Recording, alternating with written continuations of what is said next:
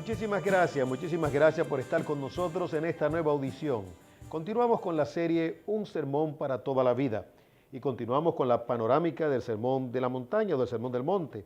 Estaremos viendo en el programa de hoy específicamente la paz que debe de tener un ciudadano del reino.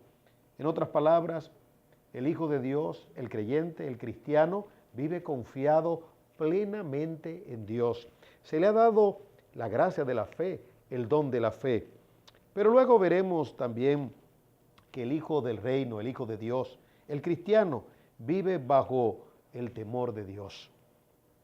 Tiene mucho cuidado de juzgar a los demás, porque él mismo sabe que va a ser juzgado. También veremos de manera panorámica que el Señor nos exhorta a entrar por la puerta estrecha y continuar por ese mismo camino.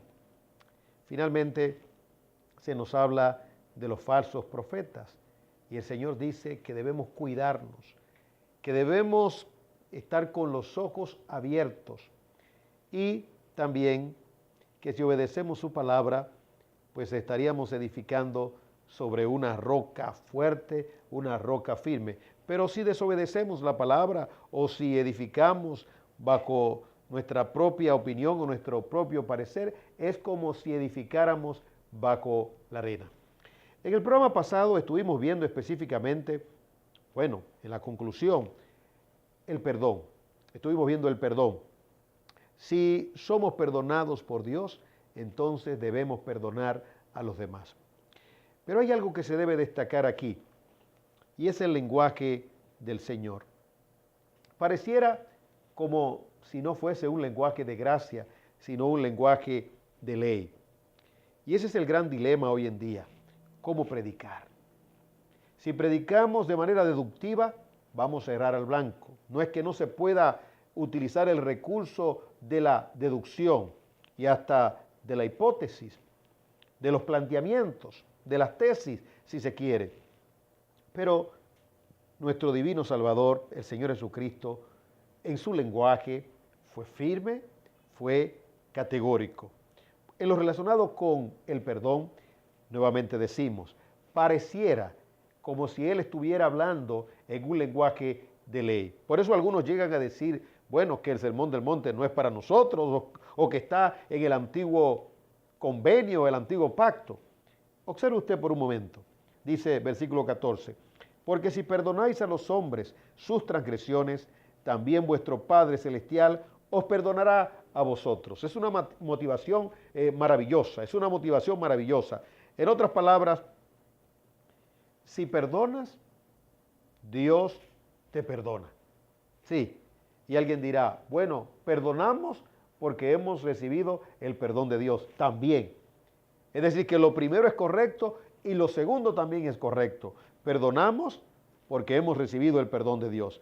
Amamos porque hemos recibido el amor de Dios. Sin embargo, el Señor en su lenguaje nos deja ver la necesidad de la responsabilidad humana y de que el cerebro, la mente, compute la obligación del perdón. En otras palabras, si no perdonas, no vas a ser perdonado. Si tú perdonas, vas a ser perdonado. El versículo 15 es el aspecto negativo del perdón, en el sentido de que no vas a recibir perdón si no perdonas. Dice, pero si no perdonáis a los hombres, tampoco vuestro Padre perdonará vuestras transgresiones. ¿Cuál es el lenguaje que queremos usar en la predicación? Un lenguaje, que llegue a los intelectuales, un lenguaje que llegue a los hipersensibles, en otras palabras, las personas que son como de vaso media luna, es decir, que se rompen de manera, o se estallan de manera rápida o de cualquier mirada, o simple y llanamente no nos vamos a fiar de los hombres y vamos a enseñar la verdad de Dios como precisamente le enseñó Jesucristo, con toda libertad. Observe usted cómo termina precisamente el sermón de la montaña, el sermón del monte. Versículo 28. Cuando Jesús terminó estas palabras, las multitudes se admiraban de su enseñanza. Versículo 29. Porque les enseñaba como uno que tiene autoridad y no como sus escribas. Maravilloso esto. El Señor estaba hablando de forma categórica, pero hoy en día hay la tendencia de complacer a los intelectuales y por eso argumentamos demasiado. Hay la tendencia a complacer a los hipersensibles. Y si queremos complacer a todo el mundo, entonces vamos a caer en un terrible mal. No vamos a complacer a Dios. Y Pablo dijo, es mejor ser siervo de Dios y no de los hombres. Es mejor temerle a Dios y no temerle a los hombres. Observe nuevamente el lenguaje. Dice, pero si no perdonáis a los hombres, tampoco vuestro Padre perdonará vuestras transgresiones.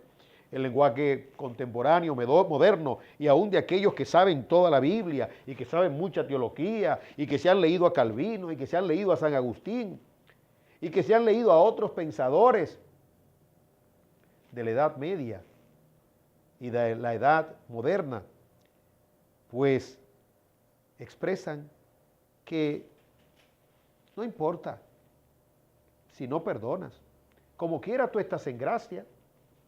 Dios te perdonó. Eso no tiene que ver con que tú perdones o no perdones. Si ya Dios te perdonó, no tiene que hacer nada. Alguien dirá, usted está hiperbolizando. Estoy llamando la atención. Sí, sinceramente llamando la atención. ¿Y en qué sentido llamando la atención? Cuidado con la gracia. La gracia es buena en su justa medida. La libertad es buena en su justa medida. No la gracia que me lleva a la pecaminosidad y no la libertad que me lleva al libertinaje. En otras palabras, y en su sentido práctico de esta panorámica del Sermón de la Montaña y específicamente del asunto de la oración modelo y lo relacionado específicamente con el perdón, si usted no perdona, dice la Biblia, Dios no le perdonará. Entonces vamos a hacer un simposio, ¿verdad? Entonces vamos a hacer un panel. Entonces vamos a hacer un sínodo para discutir ahora si realmente el que no perdona se va al cielo. Vamos ahora a teologizar con relación a la predestinación, con relación a la expiación limitada, con relación al decreto único de Dios, con relación a la perseverancia de los santos. Mire, todo eso es correcto, todo eso es bonito, todo eso es maravilloso, pero olvidémonos de simposio, olvidémonos de sínodos, olvidémonos de todo eso y concentrémonos en el pasaje. El texto dice, léalo conmigo por favor, pero si no perdonáis a los hombres, tampoco vuestro Padre perdonará vuestras ofensas. ¿Qué usted entendió? Léalo en pantalla nuevamente. Pero si no perdonáis a los hombres, tampoco vuestro Padre perdonará vuestras transgresiones. Dígaselo a su esposo que está al lado suyo. Dígale lo que usted entiende. Esposo, dígaselo a su esposa ahora, lo que usted entiende. Niño de 6 años que me está escuchando, dile lo que tú entiendes a tu padre. Adolescente, dile lo que tú entiendes a tu hermanito. Nuevamente, dice, pero si no perdonáis a los hombres, tampoco vuestro Padre perdonará vuestras transgresiones. ¿Qué significa esto? Que si tú no perdonas, no te van a perdonar. ¿Y quién no te va a perdonar? Dios. En conclusión, ¿qué es lo que tienes que hacer? Perdonar. Alguien dirá como una evidencia de que se ha sido perdonado. Maravilloso si lo quieres ver así. Yo lo creo también así. Pero el texto lo que está diciendo es, míralo otra vez. Pero si no perdonáis a los hombres, tampoco vuestro Padre perdonará vuestras transgresiones. Y el niño está diciendo, ya lo entendimos. No lo diga más. No lo diré más. No lo diré más. La idea es que hay que perdonar. ¿Tienes algún resentimiento contra tu padre? Perdónalo. ¿Tienes algún resentimiento contra tu madre? Perdónala. Madre, ¿tienes algún resentimiento contra tu hijo? Perdónalo. Sobrino, ¿tienes algún resentimiento contra tu tío o tu tía? Haz lo que dice la Biblia. Vecino, ¿tienes algún problema con tu prójimo, con tu vecino? ¿Hay algún disgusto con el cónyuge, con la esposa o con el esposo? Como se dijo en una exposición pasada, con el gobernante de turno o con el gobernante que pasó o con el otro que pasó. Perdonen el corazón. Lógicamente, a nadie se le puede pedir lo que no tiene. Perdonamos En efecto, el texto dice, porque hemos sido perdonados. Además, el que anda buscando el perdón de Dios debe estar dispuesto o dispuesta a perdonar también.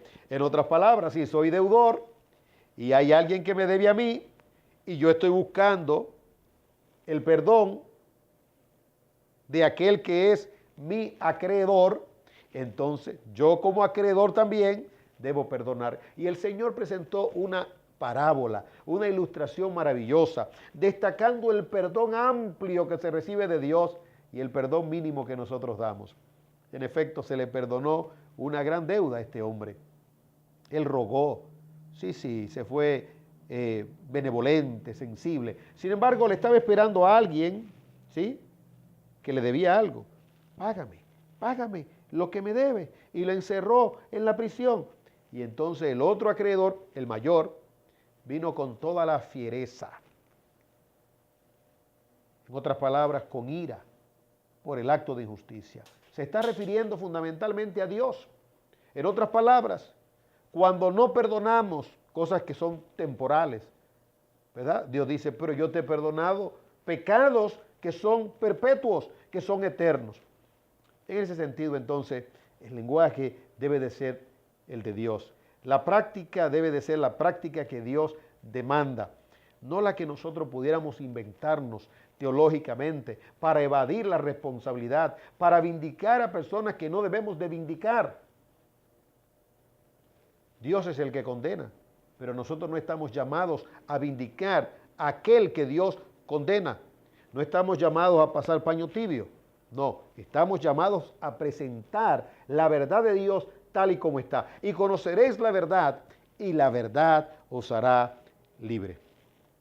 Bueno, luego entonces del perdón se habla de la consagración en el Sermón de la Montaña y se habla acerca de la confianza que debemos de tener en Dios. Y de eso vamos a hablar precisamente en el programa de hoy, de esa confianza. Pero esa confianza es el resultado de un compromiso y de tener unos lentes, en otras palabras, una cosmovisión, unos lentes para ver la vida con claridad.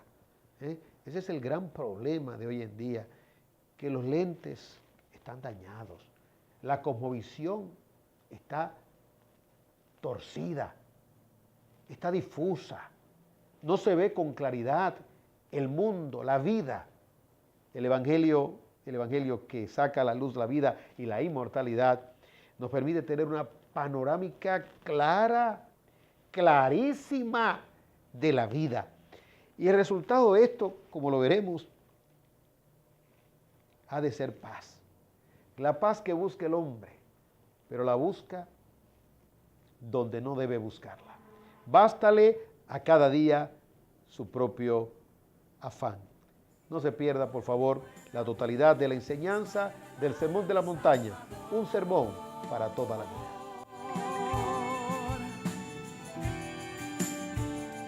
Y ya no vivo yo. Enfermo, esa es la vida cristiana, sea que comamos o que bebamos, del Señor somos. Y en lo que tiene que ver con la consagración, debemos de hacerlo para el Señor. Sí, hay un tiempo para ayunar, para separarnos de los afanes de este mundo, para concentrarnos en el Señor. Y eso va no solamente a definir la felicidad, la tranquilidad y la paz emocional y la quietud y el fluir de la gracia de Dios y el fluir maravilloso del Espíritu Santo que no nos dejará, nos dará la provisión. En efecto, se cerrará una puerta, pero se abrirá otra, pero grande, inmensamente grande, que podemos tener la vista del Señor y no estar viendo bien. Necesitamos un segundo toque. Necesitamos una segunda experiencia, por así decirlo, con el Señor, para que Él nos haga ver con claridad cuando estamos viendo esta vida como si esto fuera todo. ¿Estamos dispuestos a pagar el precio de la verdad?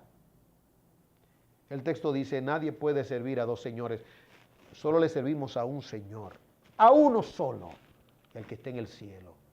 ¿Estamos dispuestos a entregar nuestras vidas y que también podamos empobrecernos? ¿Y a quién le gusta restar? A todos nos gusta sumar. Esa es nuestra gran lucha. Tenemos 5 dedos.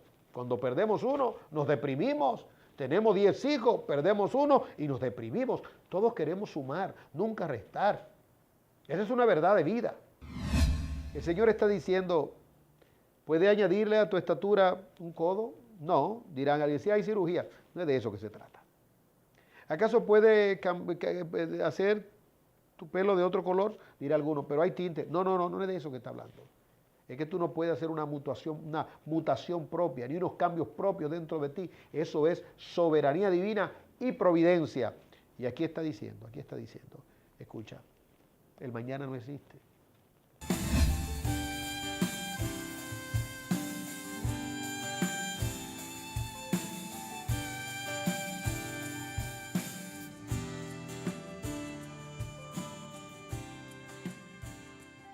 La República Dominicana, a diferencia de otras naciones en el mundo, goza de la gran bendición de tener en su escudo un lema que dice Dios, patria y libertad.